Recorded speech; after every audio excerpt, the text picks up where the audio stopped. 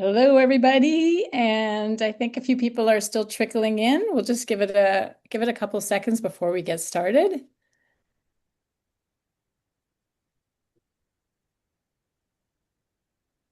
Okay, let's get going. Hello and bonjour, everybody.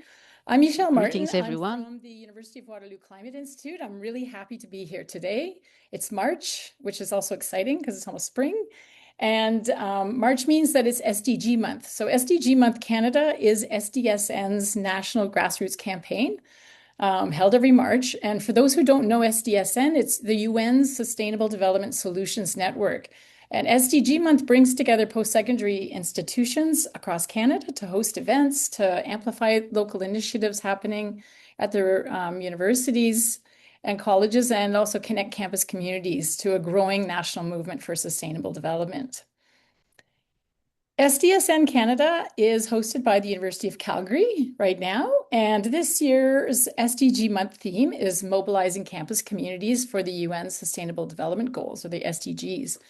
And the partners for this initiative include SDSN Canada, of course, also UBC's Sustainability Hub, Institut EDS, Université Laval, and York University. And the French here is reminding me that I want to let you know that this event is available to be listened to in French or English. Translation services are available. And if you're not sure how to access that, you can just click that More button that might be at the top or bottom of your Zoom screen, and you'll see a little globe. And if you click on that, you can choose which language you want to listen in. All of our presenters today are going to be speaking in English, but you can listen in French if you like.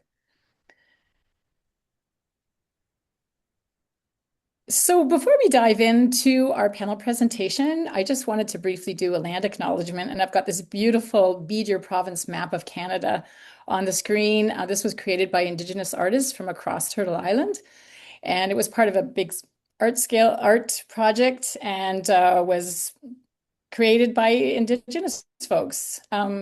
So for me, I am calling in from Waterloo, Ontario, and this is the traditional homeland of the Anishinaabe, the Haudenosaunee, and the Neutral peoples. And I'm so grateful to be able to live, work, and play here on this beautiful land with my neighbors, the people, the plants, the animals, the Grand River. And I really feel that my work as a climate educator, it requires me to look for ways to support and collaborate with Indigenous peoples that are in my community here, and to really seek out connections between climate action and decolonization. And that's a theme that I think is going to be running through our panel today as well. So for all of you, no, sorry, I was going to tell you to introduce yourselves in the chat, but there's no chat today. But I will say that there is a Q&A section. So if you click the Q&A button as speakers are presenting, if you have some questions, please feel free to share them in the Q&A. So our panel today is called Transformative Pedagogies for Climate Education. And thanks everybody who's joining the session, whether you're streaming live, you're there in person at UBC. I know there are a bunch of people in the room, and then also those of you who are connecting online from across the country. So this event brings educators and practitioners together to explore how teaching and learning can respond meaningfully to the climate crisis. In the session, we're going to discuss transformative pedagogies that move beyond just transmitting information to fostering critical thinking, compassion, agency, and action. And this session is being very generously supported by the UBC Sustainability Hub, SDSN Canada, the Pacific Institute for Climate Solutions, the University of Waterloo Climate Institute, University of Calgary, and Environment and Climate Change Canada. So thank you for all those supporters. So let's dive in now, and I'm going to introduce our panelists to you. So as I mentioned, myself, I'm the moderator. I'm Michelle Martin from the Climate Institute, and we have four special guests with us here today, all of whom actually happen to be teacher educators and who are all passionate about climate sustainability education. And we've got Dr. Hilary Inwood, who's a teacher educator from OISE, UofT. She'll tell you a little bit more about herself in a minute. And Dr. Kshamta Hunter is from UBC's Faculty of Education and their Sustainability Hub. Dr. Ellen Field is with us also. She's an associate professor in the Faculty of Education at Lakehead University. And then last but not least, we've got Dr. Joshua Hill, who's an assistant prof from the Department of Education from Mount Royal University. So at this point, I'm going to stop sharing my screen and now I can see the panelists better. And I'm just going to invite each of you to just tell us a little bit about yourselves briefly. So maybe we can start with Hilary, and after Hilary, we will go to Kshamta. Hi, everybody. Welcome and bienvenue, bonjour. Really lovely to be joining you today from OISE, which is the Ontario Institute for Studies and Education at the University of Toronto. It's a territory that's covered by Treaty 13 with the Mississauga of the Credit River. I'm a teacher, educator, researcher, and an artist who leads the Sustainability and Climate Action Network at OISE, and I teach a range of different graduate courses on environmental and sustainability education. I co-lead a community of practice at the University of Toronto that focuses on transformative sustainability teaching, and I coordinate a large-scale collaboration between OISE and the Toronto District School Board focused on teachers' professional learning in climate justice education. So in each of these areas of praxis, I'm always looking to deepen my knowledge and my practices about transformative approaches to teaching and learning. And I try my best to enact these in multiple different ways in both my courses and in the projects that I lead. It does reflect my growing understanding that at the education system that I grew up in and still participate in, and in many ways, that traditional system is still in full force in higher education.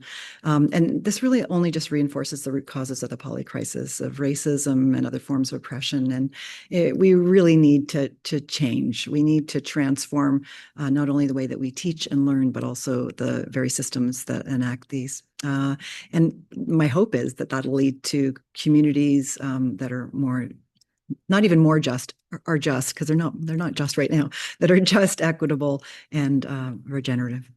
Thanks so much, Michelle. Thanks, Hilary. And Kshamta, go ahead and introduce yourself. Hi, everyone. My name is Kshamta Hunter. I wear two hats at the University of British Columbia here. I'm joining you from the Musqueam territories, where University of British Columbia is located. I am the manager of transformative learning and student engagement with the Sustainability Hub here, and I'm also an adjunct professor in the Faculty of Education. I teach environmental education as well as within the teacher education program here. And my focus in the past about 3-4 years, but even before that, but specifically in the last 3-4 years, has been more on climate education and specifically climate pedagogies. So kind of really thinking about how do we develop and integrate more pedagogical approaches that are human-centered, and kind of just building on Hilary's perspectives on how do we bring those values-centered conversations into the education to change the education that it has traditionally been or is, and how do we change that from the more economic centered virtual, like education as a means to an end, versus education as a human centered holistic conversation about how do we want to live in our communities. So I'm really looking forward to this conversation with all of you. Thanks. Thanks, Kshamta. And let's go to Ellen next. And then after Ellen, we'll hear from Josh. Thanks for the invitation and good afternoon, everyone. My name is Ellen Field, and I'm an associate professor in the Faculty of Ed at Lakehead, as Michelle outlined. And I'm in Orillia, which is not Thunder Bay, for those who are familiar with Canadian geography. And Orillia is the traditional territory of the Anishinaabe people. In our program, I get the honor of teaching environmental ed to our intermediate senior teacher candidates, as well as I teach a grad class in climate change education. I lead several research sort of components or projects, mostly related to the policy and practice of climate change ed in formal ed systems. And Hilary and I have also co-led a project over the last couple of years called Accelerating Climate Change Education and Teacher Education, bringing together faculties of ed across Canada to really deepen climate change ed practice. It's awesome to be here, and I think I'm coming today with some hope where I'm nearing the end of semester with my teacher candidates, and I've just seen such thoughtful, intentional pedagogy coming forward. So I feel good about where some of our teacher candidates are. So I'll leave it there. Thank you, Ellen. And Josh, take it away. Oh, I'm smiling from that hope, Ellen. Thanks for sharing that. Tanshe Kiwao, Joshua Hill, Deshinakashun. Well, hello, how are you all? My name is Joshua Hill. I'm calling in here from Mokinstis, which is real close to the confluence of the Bow and the Elbow River. I'm just up the hill, and Mokinstis is the Blackfoot name for this place that is also talked to us about as Calgary. I'm also a teacher educator and get the beautiful opportunity to walk alongside fourth year teacher candidates in our 4-year elementary educator program. I usually introduce myself as a kindergarten teacher and still kind of think about myself in that way, but get a chance to still be in those classrooms quite often in my role following teacher candidates into their practicum that they're in right now. I work with them in the fall on the land.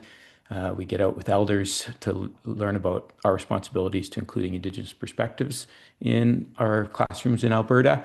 And then, this time of year, I'm supporting them in a major capstone project they do alongside their practicum and getting into classrooms. I was actually at St. Mark just at the end of last week with beautiful students from identities and cultures all over the world, sharing some Michif stories. My ancestors trace back to the Red River. I'm a citizen of the Métis Nation of Alberta.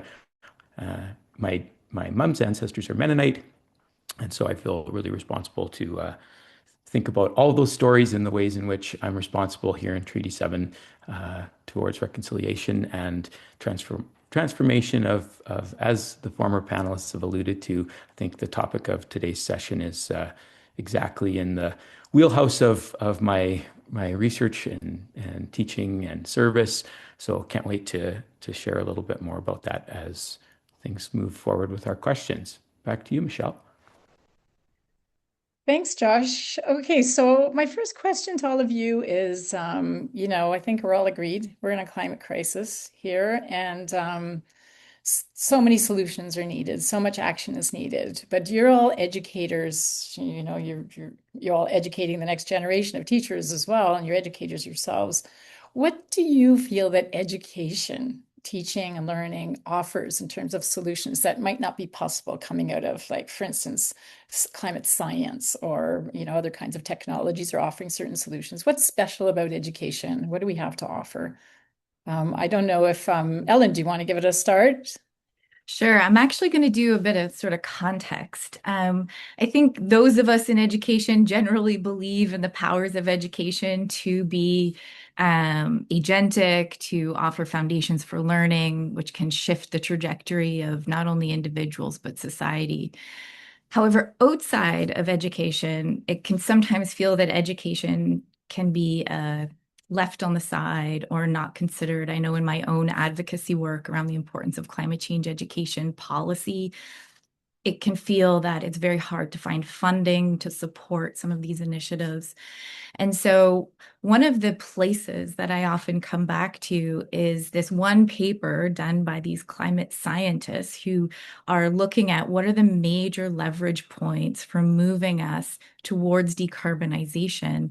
And we see in that paper what we would expect in terms of the need to remove fossil fuel subsidies, the need for, divesting from assets linked to fossil fuels. And among those sort of market mechanisms and incentives, we also see strengthening climate education and engagement as sort of this core leverage point.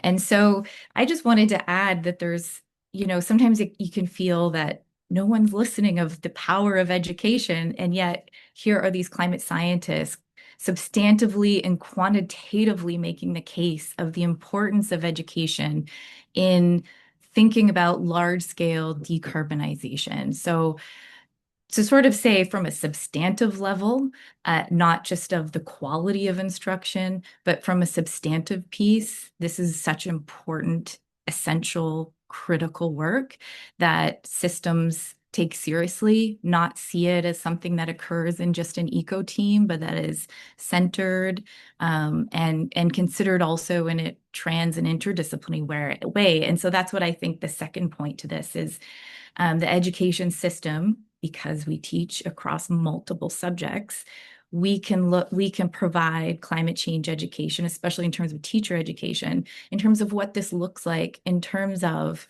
math, English, and if we don't want to think about education as just preparing people for jobs, but in terms of all of the ways that future workforce can be engaging in transdisciplinary ways with the climate crisis. So I think education can really offer this component as well. Yeah, like go ahead, Josh. I was just also going to add before you dive in is also just even thinking about it's all, this is what you say is true for K-12 education, but also of course like for post-secondary education, the job continues, doesn't it? And the potential power of education is also for post-secondary. Go ahead, Josh. Sorry. No problem. I was just going to build on what Ellen was sharing, and Dwayne Donald, who's a Papachees Cree scholar at the University of Alberta, talks about curriculum as the stories that we tell our children.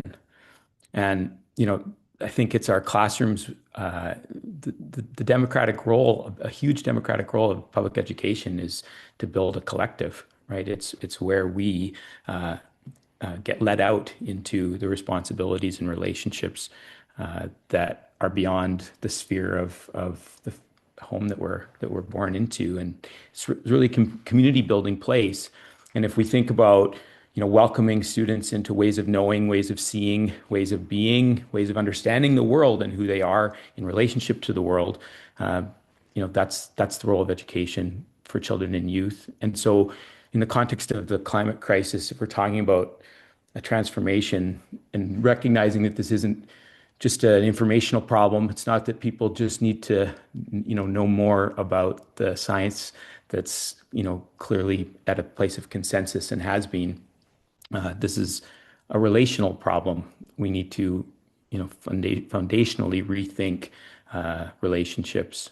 And so for me, education is uniquely situated to welcome students into more relationships or more understanding of the relationships they're enmeshed into, and perhaps, tell new stories or maybe remember old stories about what it means to be human. And, I kind of like to think about education as renewing our common world. Quite literally, it's a process of renewal. And so, yeah, I think we have an opportunity and a responsibility to sponsor the conditions for that renewal and to think about the mental, physical, spiritual relationships that we have with all of creation. And that's an opportunity that I've seen enacted in elementary classrooms all over Treaty 7. So I'm happy to share more about that in a few minutes.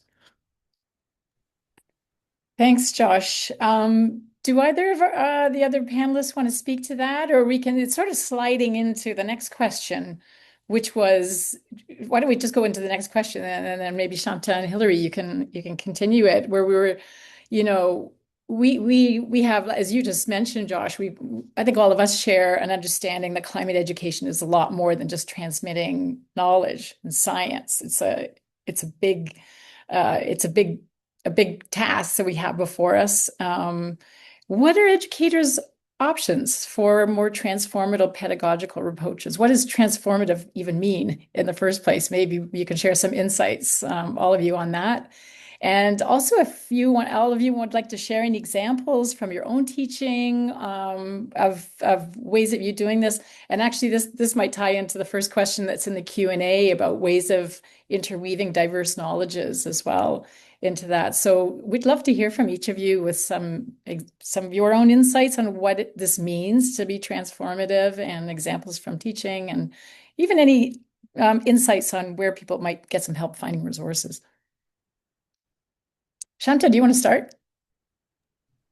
Sure, I can start. And I will sort of start by just weaving in some of the perspectives that Josh and Ellen has already shared, is that climate change is, and we know this, that climate change is not only a scientific problem, right? It's an emotional and moral one.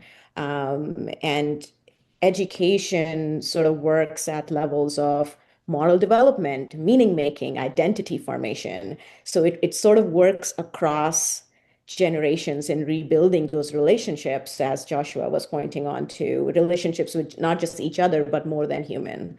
And I think education can sort of offer something that no other sector can. It can repair those relational fractures. And one of the ways educators can do this is through transformative learning and pedagogies. And for me, transformative really describes the process that alters the foundational ways in how people believe, knowing, and acting.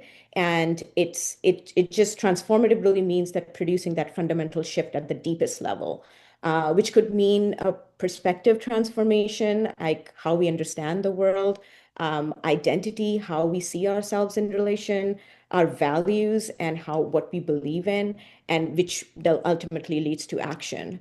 Mesro talks. I use Mesro's work in my teaching and learning a lot, and Mesro talks about transformative learning, where it's a process where individuals critically examine previously held assumptions, and they experience somewhat of a shift in worldview or a paradigm shift, which is integrated in new ways of thinking and action. So it's really reorganizing those meaning structures. And transformative pedagogies are those approaches, those teaching approaches that foster some of these shifts in learners. So one of the ways that I've been practicing that in the last couple of years is through climate kind pedagogy, and really explicitly grounding the constructivist notions of that knowledge is constructed. It's a social activity. It is developed through discourse and through lived experiences. And I think of lived experiences as almost like the rungs of the ladder, and the 2x4s that hold the ladder are guardrails, right? Is what education is. And if those are not fitted properly, then your rungs are going to be crooked, and that's not safe or comfortable. So education can provide that pathway of like, how can we integrate those lived experiences in a good way and move forward? So climate kind pedagogy really centers compassion and relationality through all cognitive emotions and emotional and ethical dimensions to really foreground emotions, trauma, hope, and compassion in the classroom. Thanks for that, Kshamta. And I think you at UBC, you have a website for climate kind pedagogy that has all kinds of teaching and learning activities on there to give people a bit of guidance and help them out as well, right?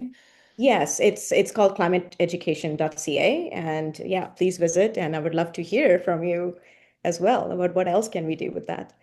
Okay, thank you. And Hilary, we'd love to hear from you. What's your take on transformative pedagogy? And well, do you have I some examples? absolutely agree with what Kshamta was talking about in so many ways. And I've had the pleasure of learning a little bit more about her climate kind pedagogy, which again, I think supports transformative notions of teaching and learning so beautifully. I've got to give a nod to Ed O'Sullivan, who is a former OISE scholar who was in so many ways a leader in transformative learning. And he used to talk about transformative learning being a profound shift in awareness in the way that one's way of being in the world, and it alters one's view and sense of self, as well as our sense of interconnectedness with others, with the human and more than human communities, and also with the world around us. And I absolutely agree with that. Kshamta, you made mention of so many of the pedagogical practices that I see as part of transformative teaching and learning. And the one that I'm really trying to work on a lot these days, in addition to building relationality, it's taken me a long time to get there, to understand that building relationships with those in our educational communities and our communities more broadly is at the center of how we're going to bring about change in the world. But there's no doubt that a holistic approach to teaching and learning, one that involves the head, the heart, and the hands, the cognitive, the kinetic or embodied, and the the affective dimensions of learning is critically important to that. Bringing down the barriers, the silos that we put up between different subject areas, and ensuring that we take an interdisciplinary approach is another part of that. Placing students really at the center of the learning rather than the professors. I know still far too many professors that are still reading the same lecture notes that they were using 10 years ago. And they are reading lecture notes. And so you hear often from students, well, I don't need to go to the lecture, it's recorded. I won't get anything different than from a recording or from the notes that AI will make for me on the lecture. And that's not what learning should be. That's not the learning that's memorable for most of us. It's the learning that really places our interests at the center and connects to the things that we feel passionate about. It's ones where somebody's helped to facilitate our learning rather than just talk at us. And I think it's one that's rooted heavily in place and on the land. And Josh, this is where you and I absolutely share, I think, a common belief structure, even though I do not come from an Indigenous background. I come from a settler background, but I still see that land-centered learning, ones where place and community are at the heart, and we're learning with the walls of the classrooms fading away is a really important part of that, no doubt. And that's really what I'm trying to do more and more often in my own courses that I'm teaching these days. Certainly in one of the courses that I teach called the Power and Pedagogies of Place-Based Education, we root the learning in Indigenous ways of knowing and being as best we can through centering Indigenous voices and having Indigenous speakers lead us in land-based learning, but then also just using the city in Toronto as classroom, understanding that we're going to be learning from both the natural and the built components of our city, and that this is a fantastic way to get a better understanding of the physical, the historical, and cultural components of our communities. And, you know, they are living examples, sadly, these days of colonization and capitalism and climate change. And the examples are right there before us, and they allow for a much deeper level of conversation. And I like to think a much more memorable form of learning than if we did that in the sterile four walls of a classroom. Thanks, Hilary. I think this is a perfect time for Josh to dive in and tell us about all the interesting stuff you're doing with your students as well, and your take on transformative learning. Sure. Yeah. Thanks for the setup, Hilary. I think, yeah, new relationships are hard to foster when sitting in a desk, and I think unlearning some of the colonial frontier logic and the dominance of epistemological ways of separating knowledge from identity and place and relationship. We do have to get outside of that box and root in a very different pedagogy if we hope to result in anything different. The master's tools will never dismantle the master's house quote comes to mind.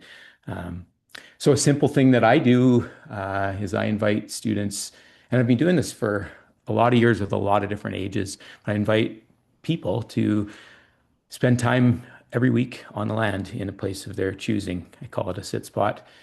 I ask them, that can be their balcony or their backyard. It can be a local park. It can be, we have some beautiful natural spaces in the city of Calgary. So some people choose to, get up to Nose Hill. But the simple instructions are spend some time relating with the natural world by committing time to being present with it, and then share with me some of what you're learning through that experience in a modality that feels right for you. And then over the course of the semester, as they return to the place again and again, we layer in opportunities to learn from elders, get out and learn the language, the names of some of the beings that surround them, be introduced to ceremony and many different ways of learning from how other people relate to the natural world and learn from it and feel connected to it. But fundamentally asking students to commit that time rather than spending time writing an essay or other forms of assignment, crediting that time with nature and then asking them to reflect on what they're learning from that. And it's really been beautiful to hear and listen and read and see the art that students create to represent what those experiences mean to them and how that relationship how they notice and wonder and question and connect in many different ways, and remember, lots of remembering, being children and being at a time when the land was really important to them, and refining those connections. So yeah, that's a really tangible, simple idea, and one that I continue to try to practice for myself also, is making myself available to spending that time and listening carefully with the land and being present and connected to it. How about you, Ellen? Do you want to share pedagogy? Sure. Thanks, Josh. The sort of, as I was listening to everyone, I was also, Hilary mentioned Ed O'Sullivan from OISE, and it was making me remember being a PhD student and reading Stephen Sterling's work on third order learning, and just that I had a transformative moment reading that theory to think about, the language of providing the tools in the learning experience that provide students the opportunity to really reflect deeply on the paradigms and values that are underlying their positionality. And so, I think if we're to think about these sort of transformative foundations, I think it's important to sort of weave Stephen Sterling's work into the conversation. One of the ways that I've integrated climate change ed and action into my course, as well as passion, is leaning heavily on Elizabeth Ayanna Johnson's work of climate passion projects. And she sets it up beautifully. There's like a TED Talk, there's a Venn diagram. So my students are asked at the end, like their culminating assignment for both my environmental ed and my grad class, is to give 7 hours of their time in the center of that Venn diagram. So one is, what are you good at? What brings you joy? And what work needs to be done? And at the center is their 7 hours. And so their assignment can be written, like they can, if they're really into policy analysis, most aren't, they can create a policy paper. But if they want to do something action oriented, then just provide some evidence through some photos or some way, and then they provide a reflection. And it has worked so wonderfully. And there's the diversity of projects that have come through, everything from students looking through the Ontario teachers' pension plan and looking at fossil fuel holdings and making suggestions on the way that the pension plan could divest, to other students being like, I really love sourdough bread making, and I'm going to look at how I can locally and sustainably source, with as few emissions as possible, my sourdough ingredients. So to creating bike hubs in their communities, lots of stuff around food, like how to use low waste food. So I think this project, the Climate Passion Project, I think can be used almost in every discipline. I mean, because it intersects, but it also allows for that student voice, student interest, and really shifts the kind of deficit framing sometimes of climate action that we have to do. We can't do that. We can't do that, to looking at what are the places that we can bring joy and we can lean into action. And my students really enjoy it. I love the end class where we all share, and it's a really uplifting. That's next week for me. So I'm like, as my course goes on, it just gets more and more hopeful. So yeah, thanks for listening. Thanks, everybody. And so, like you've mentioned, all kinds of different approaches, from activities in the class to getting out on the land, and also, Ellen, you're speaking to like one way of changing, assuming that a lot of the people who are on the call today maybe are educators themselves. So, things that are in your toolkit for like rethinking what are you doing with the students in class, and is there a way you can get people outside in the land, and then also rethinking your assignments in that sense. There also may be, I don't know if anybody wants to speak to any other places where people can sort of rethink how they're teaching and bring some of this into their own teaching practice as well, or any resources. And by the way, somebody in the Q&A mentioned open education resources that are available to help teachers whatever level they're at. There's lots of free stuff out there that helps people teach to the SDGs and climate education as well. So that's one place where people can look for resources. But anybody want to add anything to that? Yeah, I would like to. I just want to highlight this notion that we cannot take a transformative approach and then still continue to use the same assessment techniques that we've used in the past. Things like tests. And we know with AI now, written papers are kind of like they're going out the door very quickly because we just don't even know if our students have written them anymore. So I have really double down on taking an inquiry-based approach and teaching my teacher candidates the skills of inquiry-based learning. This is such an important way that we can enact transformative approaches to teaching and learning in our courses. And like Ellen's passion, though I like your framing of it as a passion project, Ellen, I think that's a great way to think about it. I encourage my students to take a topic that intersects with sustainability and regeneration, that interests them, and base their inquiry project around that. And they get to choose how it's going to manifest in terms of the learning product that comes out at the end. And that can maybe be an artwork if they want it to be. It can be a piece of music. It can be lesson plans. It can be a unit plan. It really is completely up to them. And they struggle with that because they've never been taught that. They want to be told how many pages or how many words their assignment has to be and exactly what form it should come out with. And I love seeing the struggle as part of that. I think it's actually a really good approach for them to struggle with inquiry-based learning, because that's what's ultimately going to help us solve the wicked problems of our time, is struggling with these incredibly complex and interdisciplinary problems that we have in the world. And they need to have those skills of problem solving that inquiry-based learning can help them to develop.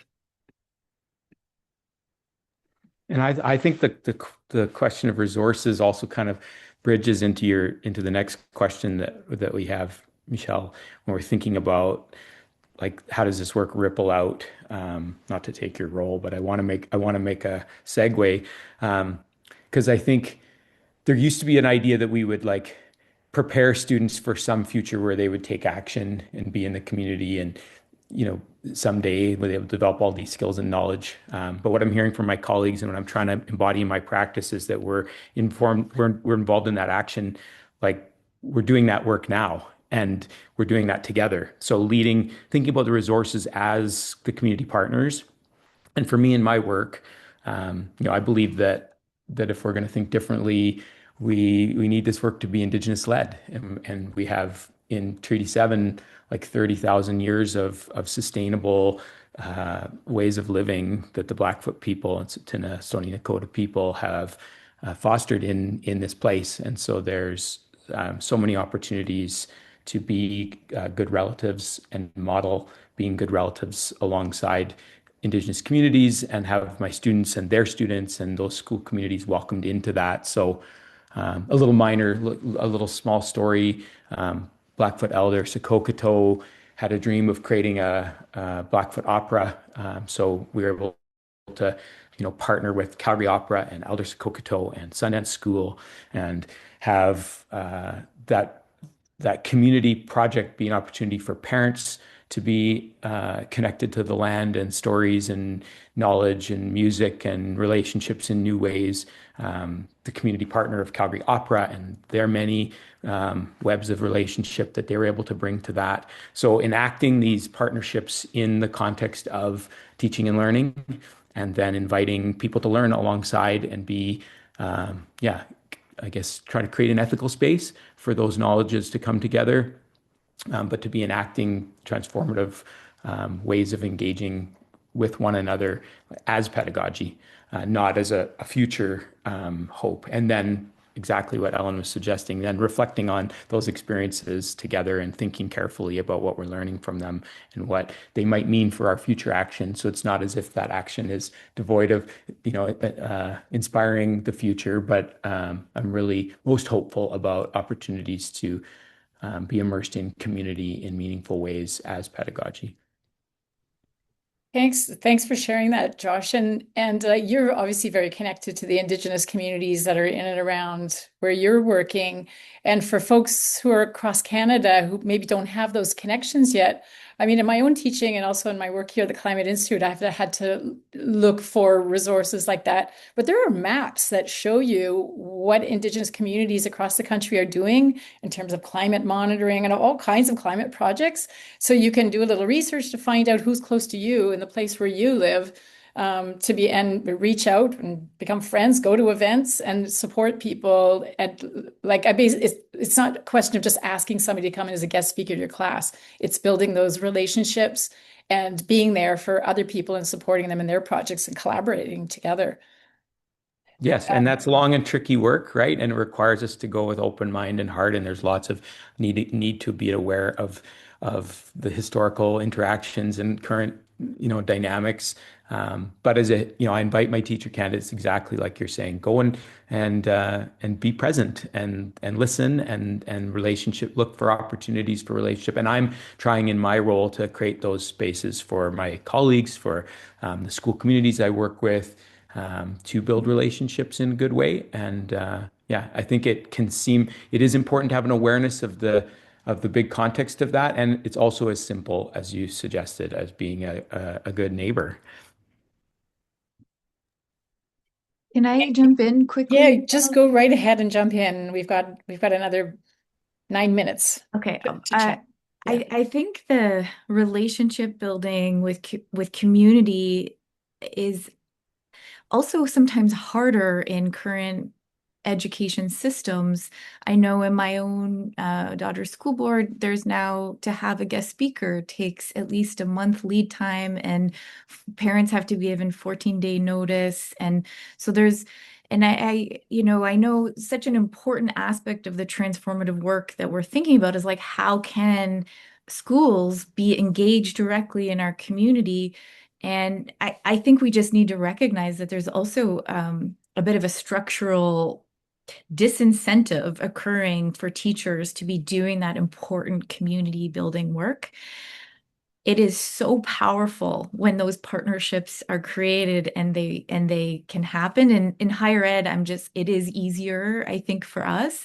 But I have noticed and maybe it's a board by board case, but for the K to 12, there does seem to be sort of more of insulation from having people come and go from the schools. And I'm sure that's risk and liability that's creating that. But just to sort of recognize that. And I will say that one of the things that I've done with the Passion Project is it is very open-ended and differentiated, but I often have a couple of community partners who have very specific requests of like manageable projects. So one is a local region, the climate change planner was actually developing a school guide, and so was looking for some activities that teachers could do to help the teachers in that region.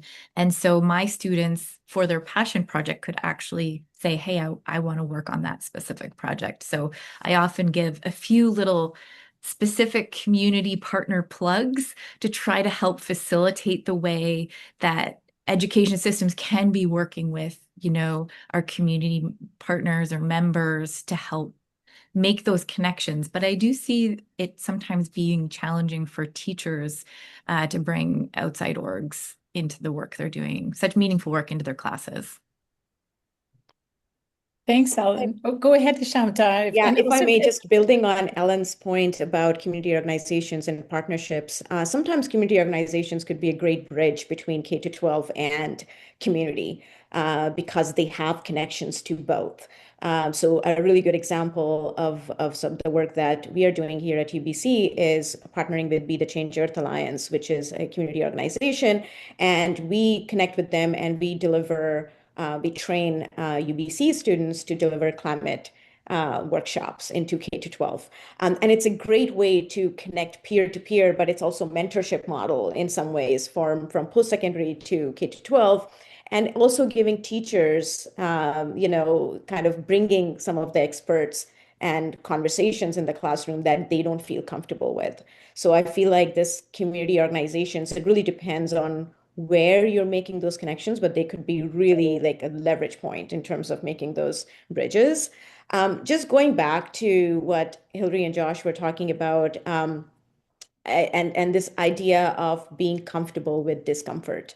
in our classrooms, and how do we do that? And so, Josh, I also do the sit spot activity with my environmental ed class, and the first couple of weeks, it's really uncomfortable because a lot of these students, they have never done something like that. Some of them, they haven't even planted or touched the soil, which is, so it's really interesting for them to come over that discomfort and like really start enjoying it. I'm not saying like 100% of them will start enjoying it by the end of the class, but I would say about 75% of them really start really understanding why we are doing this and making those, like, they are speaking with the trees. They are understanding the wind. They are understanding, like naming some of the plants and animals that they are seeing. So it could really shift those perspectives, and that's transformative, right? Like if we can do that in our classrooms. One of the other pedagogies, or I guess the approaches that I'll throw out there that I've recently discovered is, and again, kind of going from education, which what we are kind of teaching about, competition, and turning it into cooperation, right? So how do we do that? And one of the ways is board games. There are some really exciting climate change board games out there, and board games are usually competitive, but these climate change board games are more cooperative, collective games, and it's amazing the level of learning that comes out of it, but also the way you are playing and interacting with people around it. So the one that I use in my classroom is called Daybreak. And I've been partnering with a few folks here in delivering that. So I would really encourage folks to try board games. Thanks, Kshamta. Hilary, did you want to? I think we're getting ready to do our last round now, but I mean, if folks want to add anything to this, like this idea of ripple effects beyond schools and some of the benefits of us doing this work in schools and in universities, or other final reflections. Let's start with Hilary. Yeah, I will just say that, I'm an arts educator by my initial training anyway, and the importance of creativity here can't be stressed enough. That's how ultimately we're going to solve some of these huge issues that we have in the world, is through creativity and innovation, and developing people's sense of agency to work both individually and collectively on action to help solve the problems of our communities.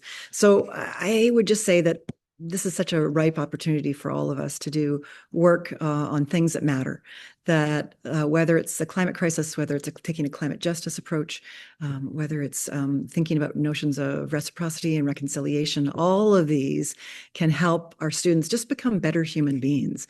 And I think that for so many people, they get hung up on the notion of climate education as being something controversial or something that is on the margins, and it's not. It's really at the core of who we are and how we operate in the world. And I think that that's one of its great advantages, is that it can help to develop the sense of self, the sense of interconnectedness, the relationships between our students, whether they're in K-12 or in higher education, across our communities, and having students work in intergenerational ways as well. So this is important work to be done. And I just want, as a final shout out too, just to say that we've got some amazing people in the room who have done this work for a very long time. Astrid Steele's joined us today, and so is Karen Acton and Deb Morrison. These are all scholars and educators who have been leading the way in this work for so many years, both in school boards and in higher ed. And so I just want to give a shout out to them and let them know that the work that they've done is absolutely influencing the work that all of us are doing. So we're just a few of the voices of people doing climate education and in transformative ways, not only across the country, but around the world. So thanks to them and to my fellow panelists as well. Thanks, Hilary. Josh, do you want to say something? And then I'll hand it over to Ellen.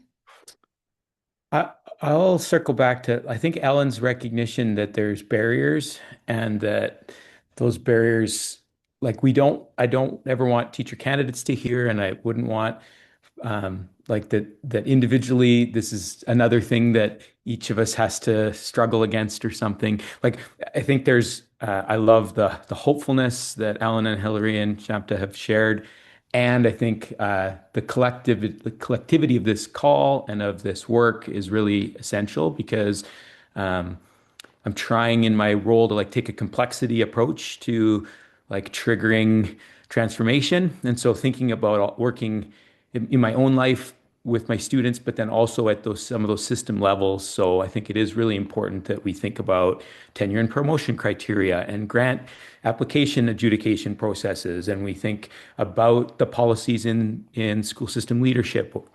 Um, we really need to think in a fractal way that in many different I guess spheres of the influence that we work on individually and collectively, we can be taking action and bringing people together to think about creating opportunities and creating possibilities, because I think it is hopeful and important that it's collectively oriented in that way. I think that in Alberta, teacher well-being is something that's, of huge focus, and trying to tell teachers, oh, what you need to do is be more creative and, create all these community partnerships. And as Ellen suggested, like restructure the field trip forms and do all this additional individual work. I think try to find little simple actions that we can all take and then collectively come together to look at the systems that we can,